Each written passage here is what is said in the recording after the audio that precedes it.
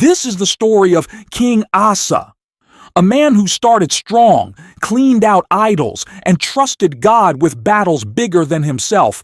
But it's also a story of how even the strongest hearts can drift when they forget who really gives peace.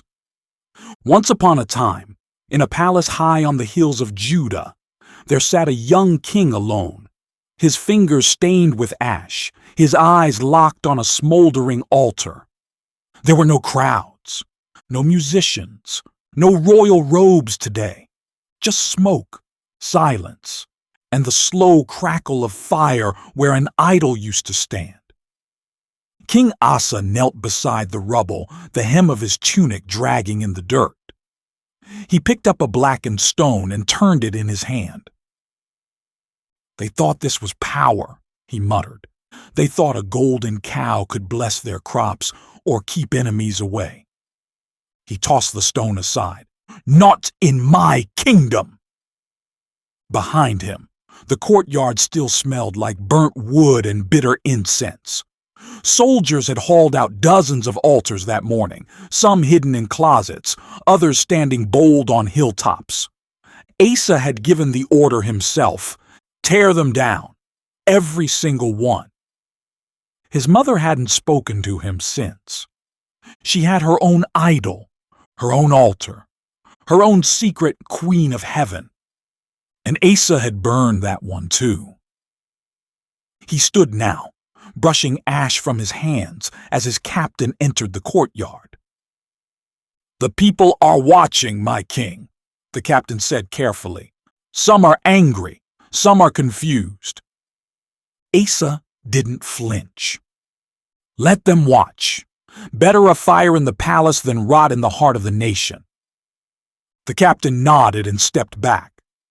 Asa looked to the sky, gray and hazy from smoke, and whispered, "God of my father, I'm not David, I'm not Solomon, but I want to be faithful.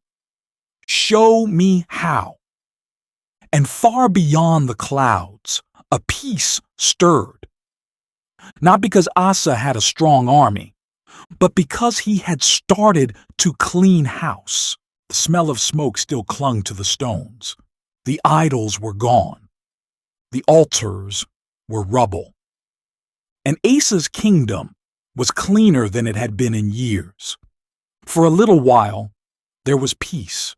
No marching armies, no revolts, no plagues or famines, just fields being planted, children playing in the courtyards, soldiers polishing swords they didn't need to raise.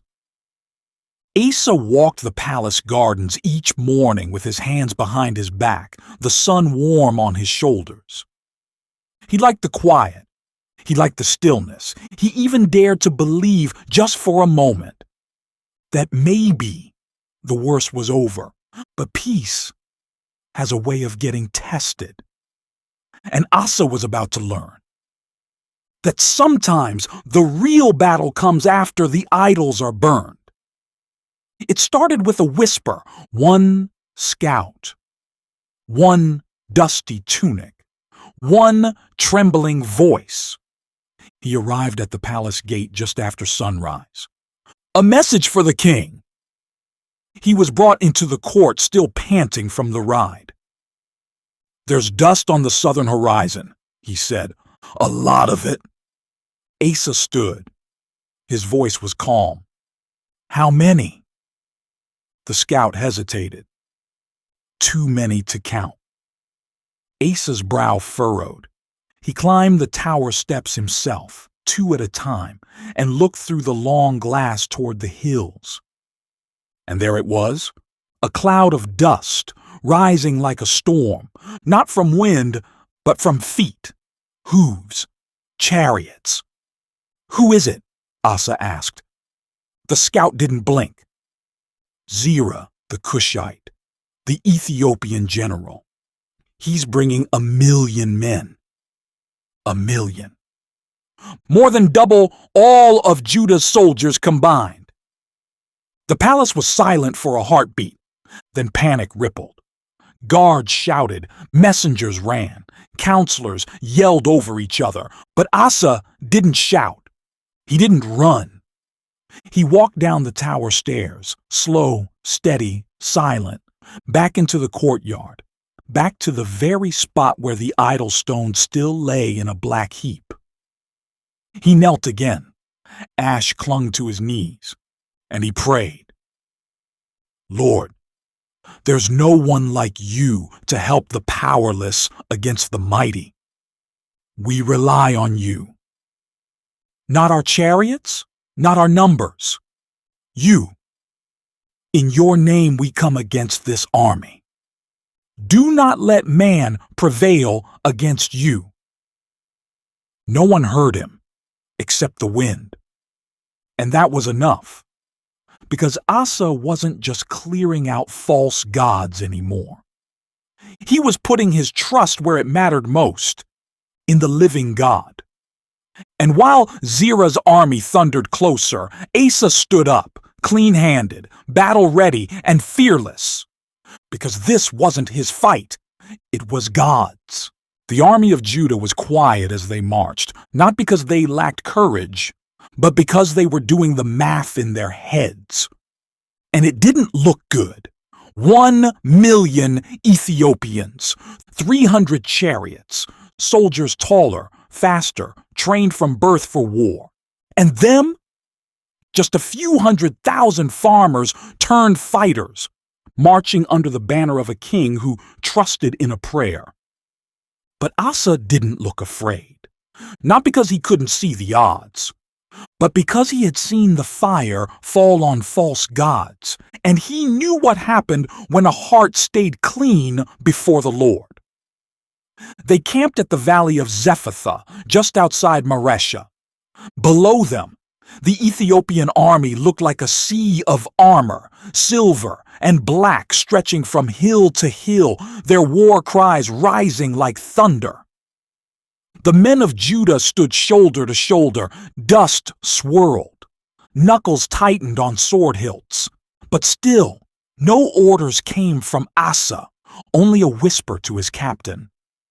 Let the Lord go before us. And then the earth shifted, not literally, but something changed. As if the wind held its breath, as if heaven leaned in to listen. A trumpet sounded, not from the enemy, but from Asa's men. The soldiers let out a cry, not of panic, but of purpose, and they charged. But here's where the twist came, because the men of Judah weren't the only ones charging. Something invisible moved ahead of them. The enemy ranks broke faster than anyone expected. Shields fell, chariots jammed into one another, horses reared and fled without reason. Panic tore through the enemy camp, not because of Judah's strength, but because of Judah's God. Even the enemy generals couldn't explain it. Their men, trained, armed, ruthless, ran like sheep scattered by lightning. Some tripped over rocks and fled into the trees. Others dropped their weapons entirely and cried out to their gods. But no God answered them. Because this land didn't belong to them, it belonged to the Lord. Asa didn't chase out of pride. He gave the signal, and Judah pursued only as far as needed. Weapons were taken, treasures recovered, enemies scattered. Not a single soldier in Judah's army died that day. Not one. By sunset, the fields were quiet again, only the sound of wind through the grass. And the slow, stunned breath of men who had just survived a war they had no business winning. Asa stood in the center of it all, sword still clean, voice steady. He looked up to heaven and whispered again, "You did this, not us. We only showed up." But that's the secret, isn't it? Sometimes the greatest faith isn't doing something big. It's showing up clean and letting God do what only He can. That night, around the fires, the soldiers didn't sing songs about their swords. They told stories about the moment the enemy just broke, as if fear had fallen from the sky like rain. And the name on every tongue wasn't Asa. It was the Lord. The gates of Jerusalem opened wide. The people cheered before Asa even reached the outer courtyard. Children tossed flower petals. Drummers beat out a rhythm of triumph. Trumpets sang from the towers. It was everything a king could hope for: joy, honor, praise. But Asa's eyes weren't on the crowd. They were on the road behind him, still seeing the valley where fear had nearly crushed them, and where God had turned fear into flight. Asa raised a hand, and the cheering softened. He dismounted slowly. Dust clung to his boots. The sword on his hip had never been drawn. Not once. As he crossed into the palace courtyard, an old man stepped into his path. His robe was plain, his eyes sharp. He wasn't a soldier. He wasn't a servant. He didn't bow. The guard stepped forward, ready to remove him, but Asa lifted a hand. "Who are you?" The man's voice was low, but it cut through the noise like thunder underwater. "Azariah, son of Oded, a seer. And I have a message from the Lord for you." Asa didn't flinch. He nodded once, signaling the men to stand back. "Speak." Azariah stepped closer, and the celebration around them seemed to fade, like time had paused just for this moment. "The Lord is with you, while you are with him," he said. "If you seek him, you will find him. But if you forsake him, he will forsake you." A hush rippled across the courtyard. Asa's jaw tightened. Azariah wasn't finished. For a long time, Israel was without the true God, without a teaching priest, and without law. But when in their distress they turned to the Lord, he was found by them. "Be strong, Asa. Do not let your hands grow weak, for your work will be rewarded."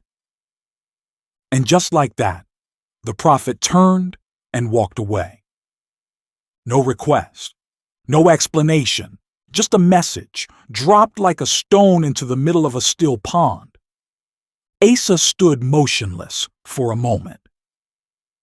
The people watched. Some leaned forward, waiting for his response. Would he be angry, embarrassed, dismissive? But Asa did something unexpected.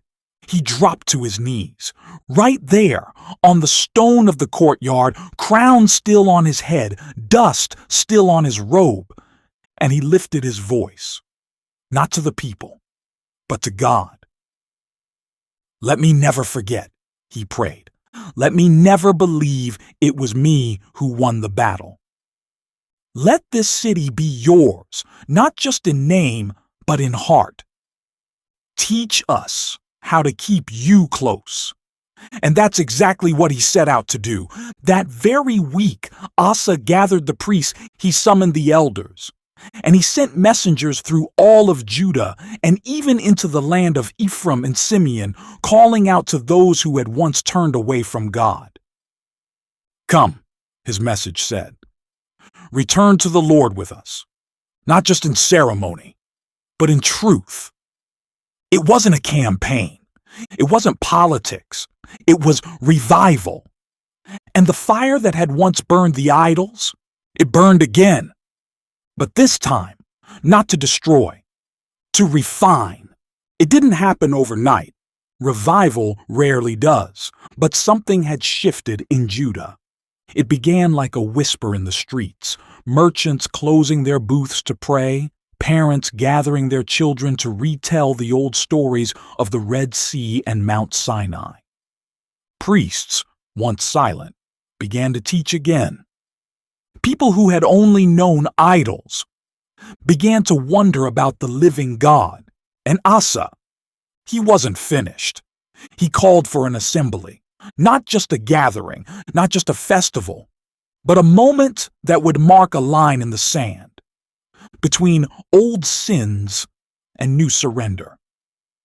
From every corner of Judah, people came, from the hill country of Ephraim, from the valleys of Simeon, even from the borders of Israel. Those who were tired of idols and hungry for truth crossed into Judah to be part of something different. Tents covered the hills outside Jerusalem like a sea of longing. Fathers carried children on their shoulders. Elders leaned on staffs, eyes bright with hope. And in the center of it all, Asa stood by the altar, his crown set aside, his heart exposed. He raised his hand, and the noise faded like waves pulling back from the shore. "You've seen what the Lord has done," he began, not just in battle, but in mercy. "We called, and he answered. We tore down idols, and he gave us peace. We trusted him, and he sent confusion into the enemy's camp. But now, we must give him more than thanks. We must give him our loyalty." A murmur moved through the crowd, low and thoughtful. Asa continued, "We will enter into a covenant this day, not just as individuals, but as a people. We will seek the Lord with all our heart and with all our soul.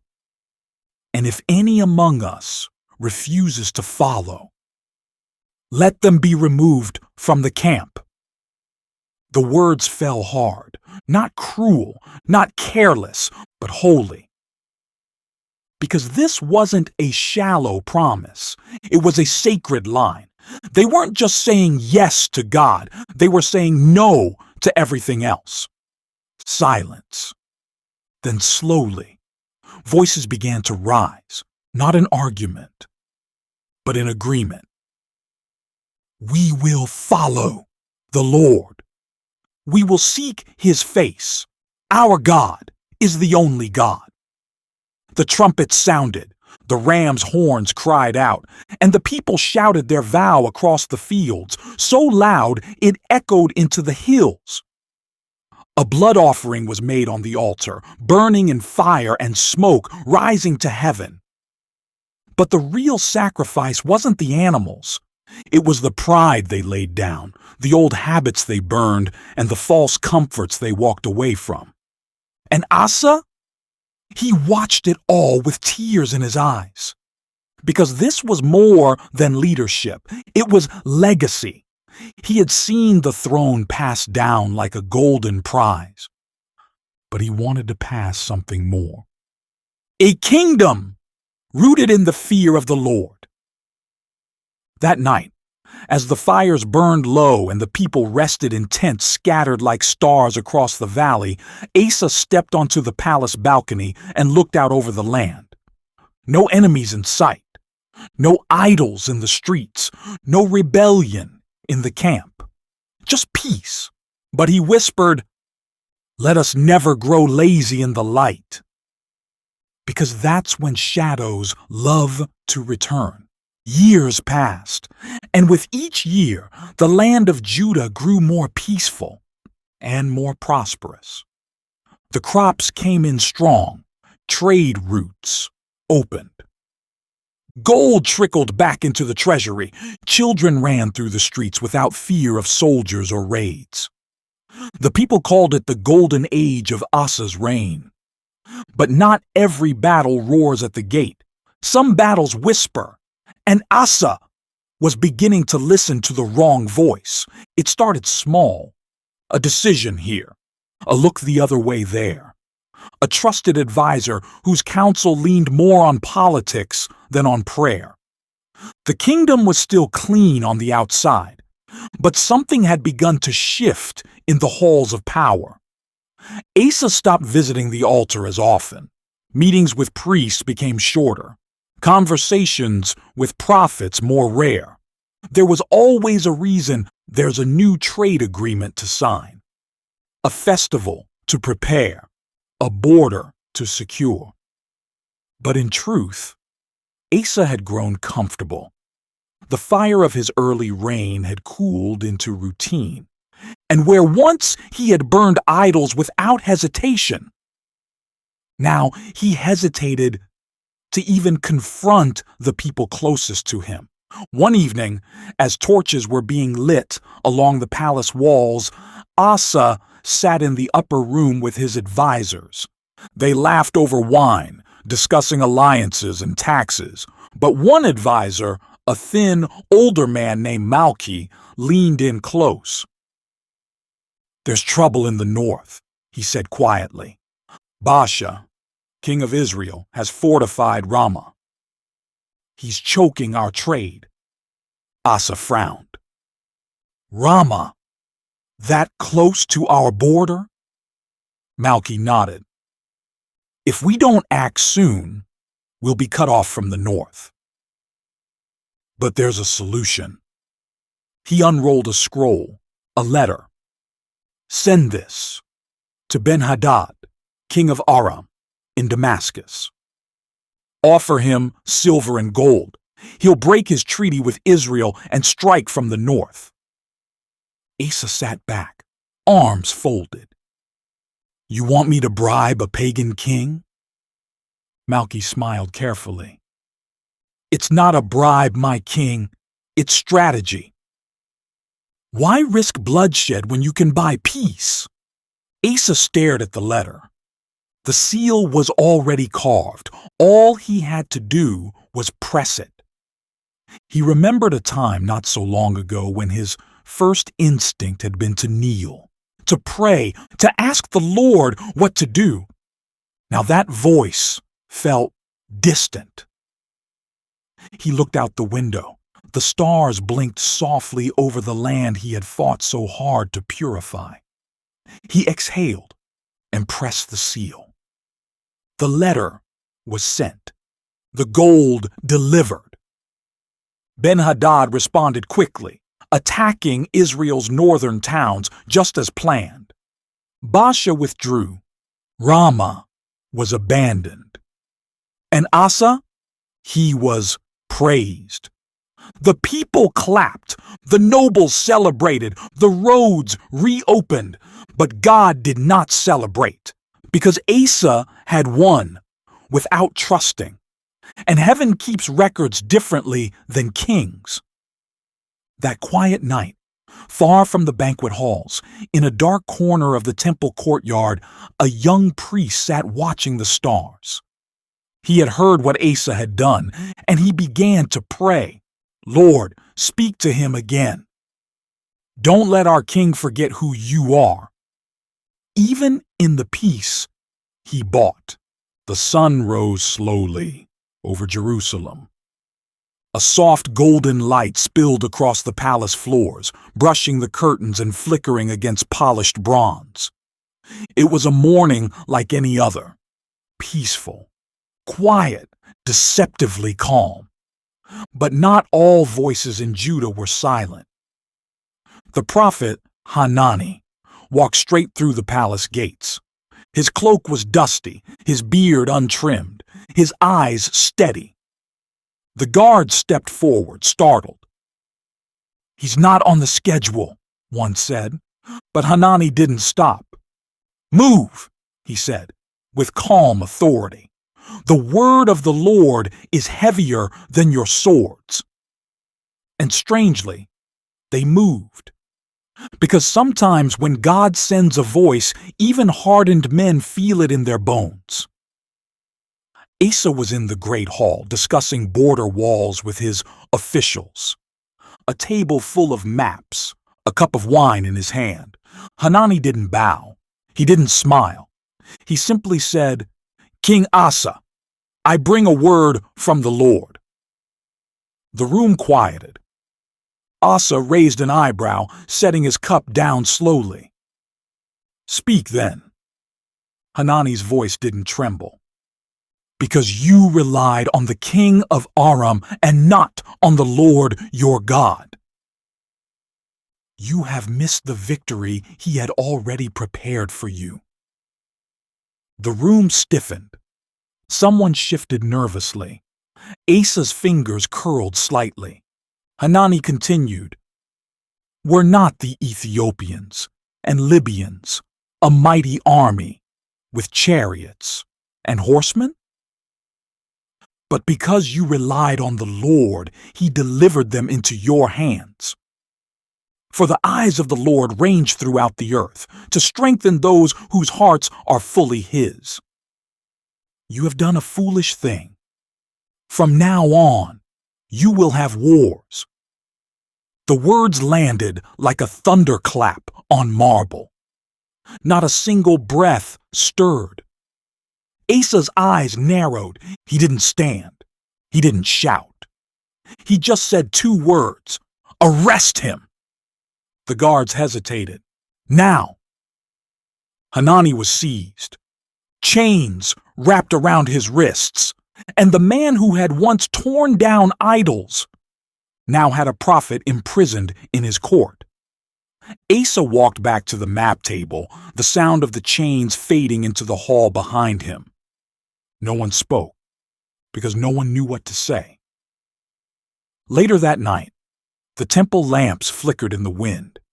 A young Levite, barely more than a boy, stood alone in the outer courts, holding a small scroll with trembling fingers. He had copied Hanani's words before the prophet was taken away.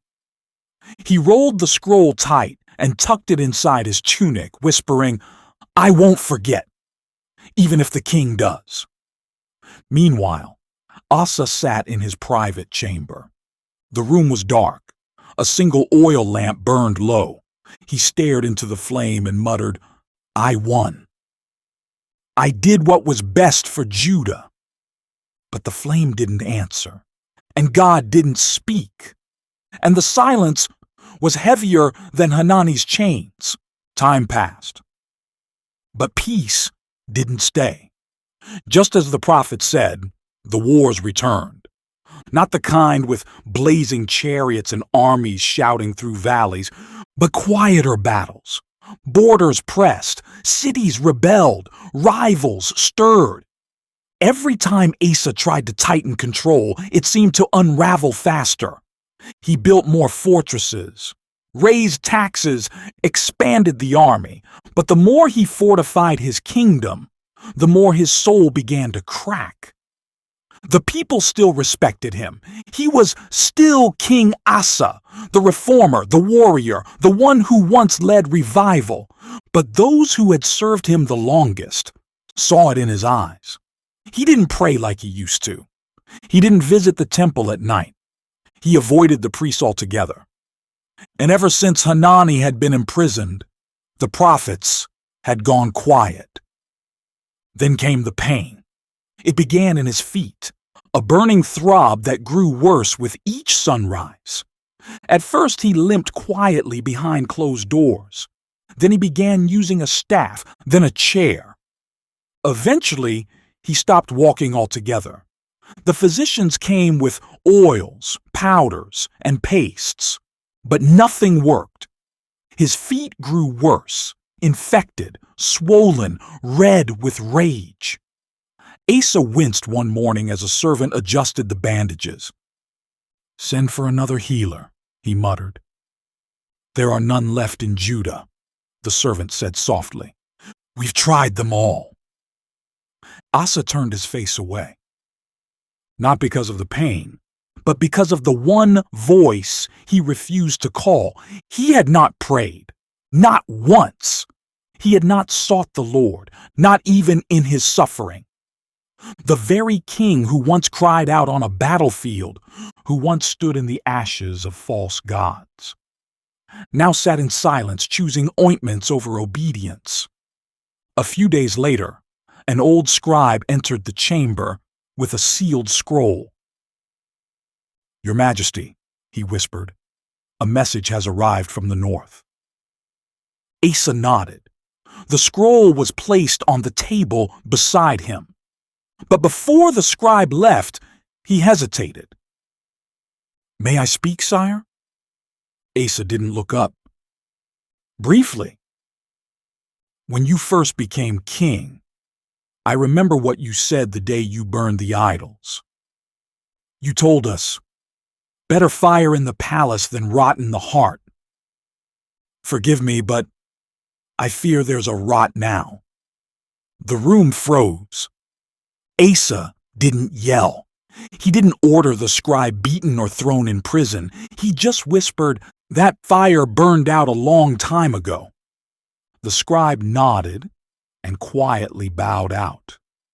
And Asa remained still, alone, in pain, wrapped in pride and linen, hiding the disease that had started in his feet but had already made its way into his heart. The palace halls were quieter now. Asa's once mighty footsteps were replaced with the soft shuffle of servants, the clink of medicine bowls, and the tired sighs of a king who no longer stood.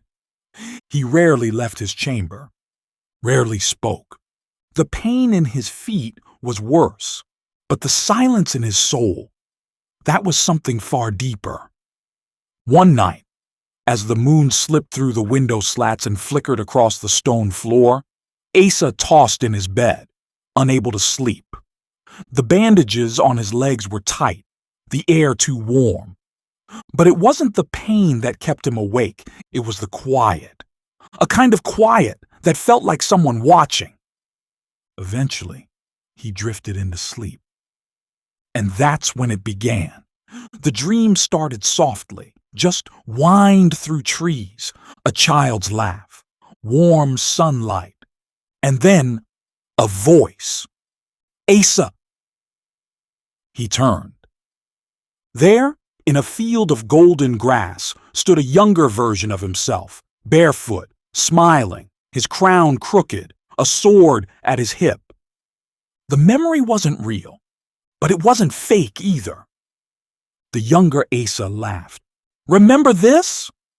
The morning after Jericho fell, when you said, 'Let every idol in Judah taste the fire of truth'? You prayed all night that night." The dream shifted. Darkness spilled across the field. The boy was gone. Now Asa stood alone in a throne room filled with mirrors. In each reflection, a different version of himself stared back. Asa, kneeling in ash. Asa, raising the covenant scroll. Asa, standing over Hanani, shouting, "Arrest him!" And finally, Asa, in a chair, sick and pale, eyes dull, turning away from the altar. Then came the voice again, not angry, not loud, but clear. "You still have time. You can return. The Lord sees the wound, but he cares more about the heart beneath it." Asa jolted awake, breath caught in his throat. The fire in the hearth had burned low. Outside, the stars flickered like distant eyes. He sat up, pressing a trembling hand to his forehead. Was it just a dream, or something else? He didn't tell anyone, but the next day, the physicians found him staring out the window for hours. He barely spoke, didn't touch his food. When a servant asked if he wanted the scrolls brought in, he said nothing. But at sunset, he whispered, "Find me, the boy who keeps the temple lamps burning." The servant looked confused. "You mean the Levite boy, sir?" Asa nodded. "Yes, that one. Bring him to me, tonight." The servant bowed quickly and ran into the twilight. Because something in the king's voice, something in the way his fingers trembled on the sill, sounded like someone reaching through pain, reaching through time, reaching toward God. Night had wrapped itself around Jerusalem like a dark shawl. The palace torches flickered low. The halls were silent. And the king sat alone in his chamber, staring at the crack beneath the door as if expecting the past to walk through it. He heard the knock, not loud, not formal, just 3 quiet taps. Asa shifted in his seat and cleared his throat. "Enter." The door creaked open. A boy stepped in, barefoot, maybe 14, eyes wide but steady. He held a small clay lamp in both hands, the flame glowing softly inside like a secret too holy to touch. He bowed deeply. "You sent for me, my king?" Asa studied him. "You're the one who keeps the lamps burning at the altar?" "Yes, sire. I refill the oil each night, and sometimes sweep the courts." "Do you pray while you do it?" The boy looked down, then nodded. "I try. Some nights it's easier. Other nights, the floor is cold." Asa smiled for the first time in weeks. It was crooked, small, but real. "What's your name?"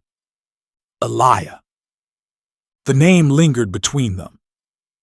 Eliah stepped forward slowly, holding out the lamp with both hands. "I brought this from the sanctuary. I thought maybe you wanted to see it." Asa reached for it.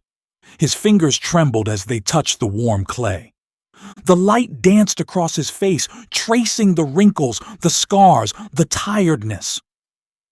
"You know," Asa whispered, "when I was your age, I used to sneak out of the palace and sit outside the tent of meeting, just to listen." Eliah tilted his head. "Did God speak to you?" Asa didn't answer right away. He stared into the flame. "He did once. Or maybe more than once. But I listened better back then." Eliah sat cross-legged on the floor without being told. The lamp sat between them, its light pushing the shadows to the corners of the room. Asa's voice was quieter now, confessional. "I used to think courage was only for the battlefield, that trusting God was something you did when the enemy outnumbered you. But it's harder now. It's harder when you think you've already won." Eliah said nothing, but his eyes never left Asa's. "I silenced a prophet, Eliah," Asa said softly. "Not with truth, with chains. I didn't want to hear what he had to say, because it sounded like loss, like surrender. But it wasn't. It was mercy. And now," he paused, "now I wonder if God has gone quiet because I told him to." The boy leaned forward. "He's not quiet, sire. You're just not in the same room anymore." Asa looked up slowly. There was no accusation in the boy's tone. Just truth. Simple, brave, pure. And somehow, it cut deeper than any prophet ever had. For the first time in years, Asa bowed his head. Not because he was tired, but because he was repentant. His voice cracked like a stone splitting down the middle. "I don't even know how to start over." Eliah picked up the lamp and gently placed it in the king's hands. "You already did." Silence fell over the room again, but this time, it wasn't cold. It was holy. Asa sat in the glow of that little flame for a long time after the boy left. He didn't ask for the physicians. He didn't complain about the pain in his feet. He just whispered again and again, "You're still here. You never left."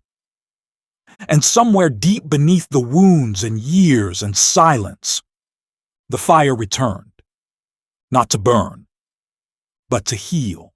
The next morning, Asa didn't summon his generals. He didn't ask for new treaties or strategies. He asked for the scribes. The servants stared in silence. No one moved at first, because something about the king felt different. His voice wasn't sharp, his shoulders weren't stiff, and though his body was still weak, his eyes looked stronger than they had in years. The scribes were brought in quietly, scrolls tucked under arms, eyes cautious. They bowed low, but Asa raised a hand. "I'm not asking for records," he said softly. "I'm looking for a letter." The men exchanged confused glances. "A letter?" one asked. "From the prophet Hanani," Asa replied. "Before I imprisoned him, he wrote to someone. I want to read it." The scribes bowed again and retreated into the archive vault beneath the temple. For hours, Asa waited, staring out the window as wind pushed clouds across the sky. It had been so long since he'd waited on the Lord, so long since he'd let himself be still without trying to fix or control or conquer something. By midday, the head scribe returned, holding a single weathered scroll tied with faded blue thread. He placed it gently into the king's lap. "We found it hidden beneath a loose stone in the temple wall. It had his seal." Asa nodded. His fingers trembled slightly as he pulled the thread loose and unrolled the scroll. The ink was faded in places, but the words were clear, and they cut straight to the core. "To the priests who still fear the Lord," it began, "and to the remnant who still listen in silence. The king has forgotten the fire that once made him bold. He no longer listens, not because he cannot hear, but because he has chosen a quieter God, himself." Asa's eyes stung, but he kept reading. "I do not write this with bitterness, but with brokenness. If ever he remembers the altar, if ever he feels again the weight of the ash beneath his feet, if ever he stops running from the voice that once walked with him in the garden of his youth, then let him return. The God who once delivered him from 1,000,000 soldiers can still deliver him from the pride of his own heart. But the gate back in is not through power. It is through repentance." Asa laid the scroll on his lap and covered his face. For the first time in public memory, the king wept, not from pain, not from regret, but from the slow-breaking realization that even after everything, God was still waiting. He asked for a scribe to come forward with fresh parchment. "I will write to Hanani." The scribe hesitated. "Sire, Hanani passed away last winter." Asa froze. Did he know? Did he know I was turning back? The scribe gave a quiet, sorrowful smile. "I think he always hoped you would." Asa nodded slowly. Then he said, "Then I'll write to the people." For the rest of the day, Asa dictated a public letter. It wasn't a royal decree. It wasn't laced with political strategy. It was a confession. He told the story of his early fire, his mistakes, the silence, the sickness, and finally, the return. He ended it simply. "Let the hearts of the people be tender again. Let the temple lamps burn brighter. And let no one believe the Lord has forgotten us. I am still weak, but he is still holy. And he is still here." When the letter was read aloud in the temple courtyard days later, some wept. Others simply stood in stunned silence, because this wasn't the voice of a king who ruled by force. This was the voice of a man who had been humbled and healed. And in homes and alleys and marketplaces, people knelt beside their cooking pots and whispered prayers they hadn't spoken in years. Because if the king could return, maybe they could too. The pain in Asa's legs never went away. The physicians still brought ointments. The servants still carried him to the throne in the mornings. But the pain didn't rule him anymore. Something had changed. The palace felt lighter, the air cleaner. The temple lamps burned longer now, sometimes all through the night. And more than once, Asa asked to be carried to the outer courts of the temple, not for ceremony, but to sit in the shadows and listen to the prayers of the people, to the soft songs of the Levites, to the crackle of incense curling toward heaven. He didn't speak. He didn't demand attention. He just sat and remembered who he was. One evening, as the sun bled across the rooftops in stripes of orange and rose, Asa asked for his son. "Bring Jehoshaphat to me." The young man entered quietly, tall, alert, a strong resemblance of his father's youth. He bowed low, but Asa reached out a trembling hand. "No bowing," Asa said with a gentle smile. "Not today." Jehoshaphat knelt beside him. "Yes, father." Asa looked out toward the horizon. "You'll sit on this throne one day. Soon." Jehoshaphat didn't respond at first. He knew it was true. The people whispered of it already. The priests had begun preparing the oil. The crown had been polished. But to hear it from Asa made it real. "I don't have much strength left," Asa continued, "but I have a voice, and I want you to remember something." He leaned closer. "Do not rule by fear. Do not build walls to hide your heart. Do not silence the prophets when they speak hard truths." Jehoshaphat swallowed hard. "I won't, father." Asa searched his face. "Don't make promises you can't keep. Just stay close to God. Even when peace makes you lazy. Even when power makes you proud." He paused.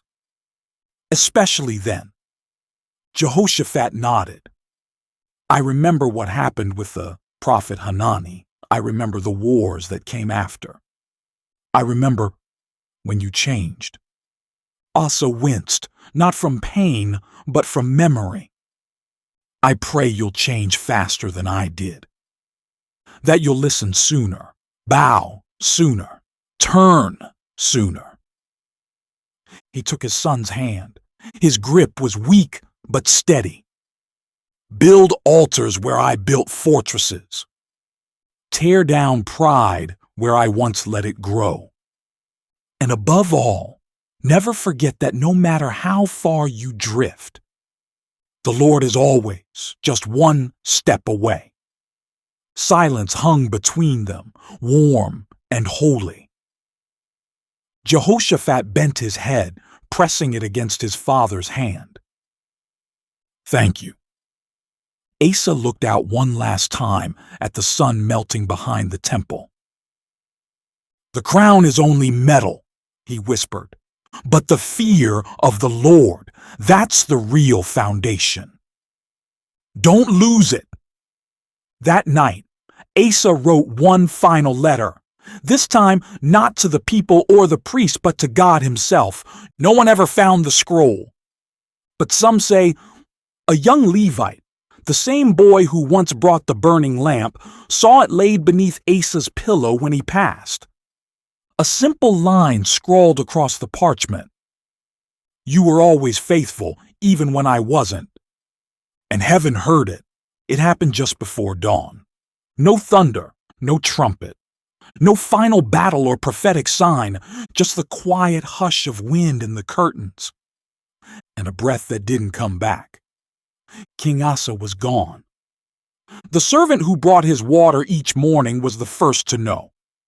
He stood still in the doorway, one hand gripping the bronze handle of the pitcher, the other covering his mouth.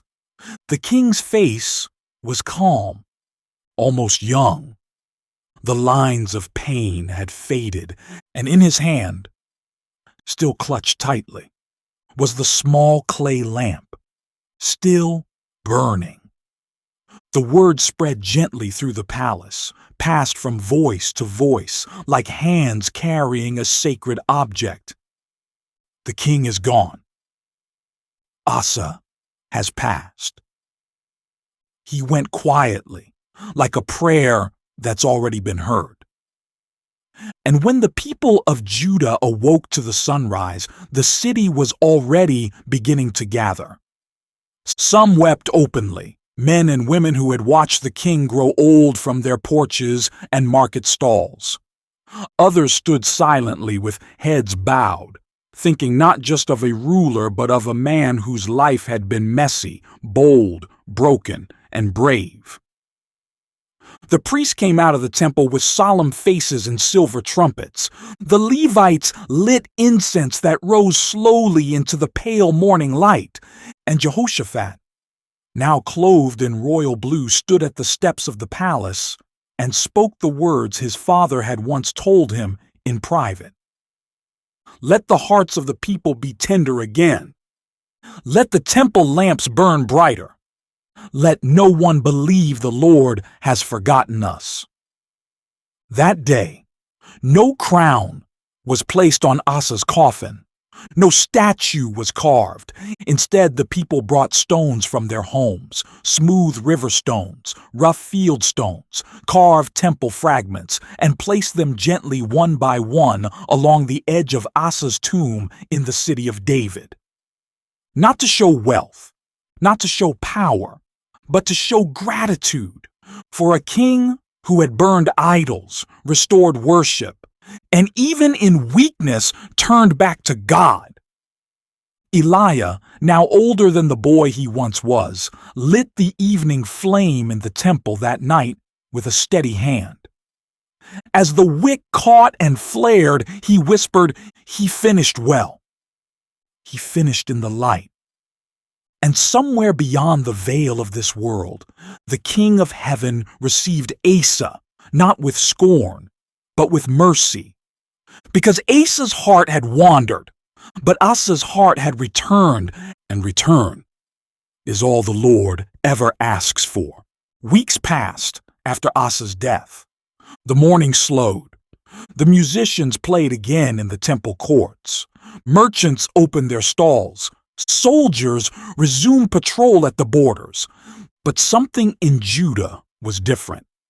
The people weren't just watching their new king, they were listening more closely to the words of the priests, to the whispers of the prophets, to the quiet voice in their own hearts.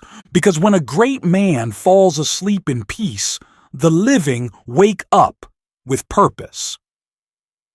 Jehoshaphat stood on the palace balcony one morning, watching the sun rise over the rooftops.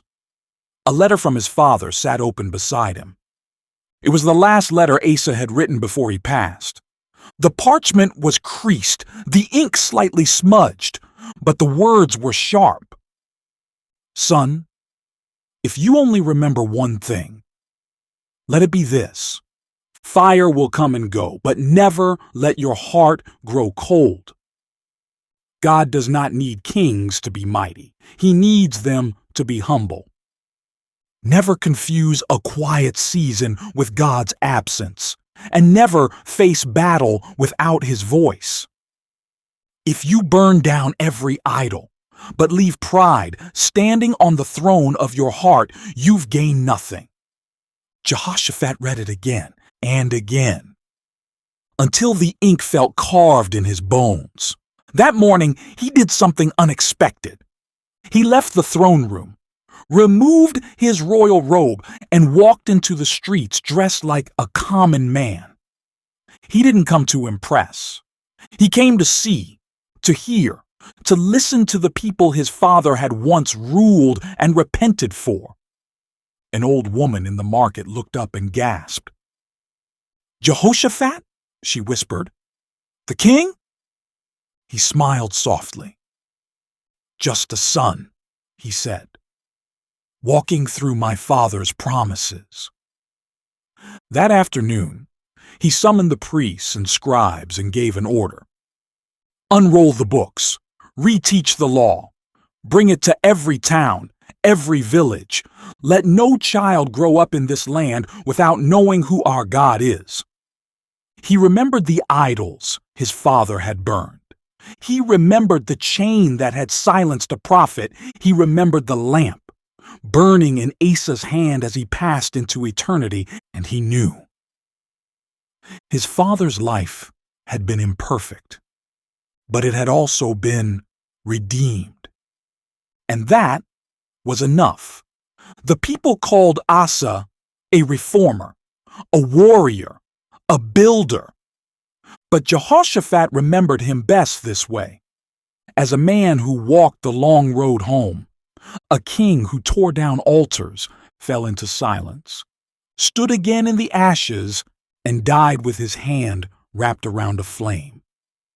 That year, Judah entered a season of peace unlike any before.